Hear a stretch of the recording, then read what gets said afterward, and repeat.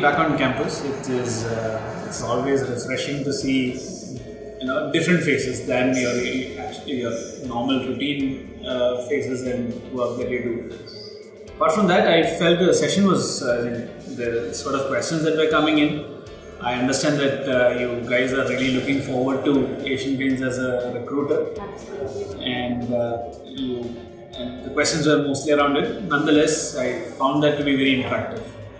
And whatever inputs that I had prepared, I was able to share it with you guys as well. So, yeah, that way it was good. 5 years from now, from that point of time and now, I think e-commerce has come up a long way. And that is one space that we never really saw it coming. And it has changed the way we look at warehousing, it has changed the way we look at servicing, be it deliveries, be it the turnaround time, the customer being serviced at the thing. That has all changed. Be it the way we order even food or anything we want. So that is, it will have far-reaching consequences in any other industry we look at.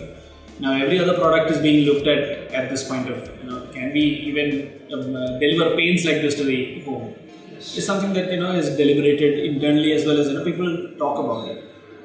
So that is one thing that I've seen. GST will have its own consequences and it will have its own benefits coming in. It will take its course of time, but definitely that will also see a lot of changes.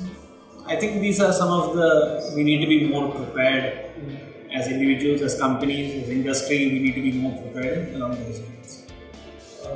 Definitely the live projects and all that you do will help, but how many of you or how many of us are able to convert or get a live project is questionable. So that is probably difficult. Even companies also, they're not really looking for giving you a 2-month or a 3-month or even a 3-week sort of a project. There's no project from what I have seen is something that gets over in 3 weeks.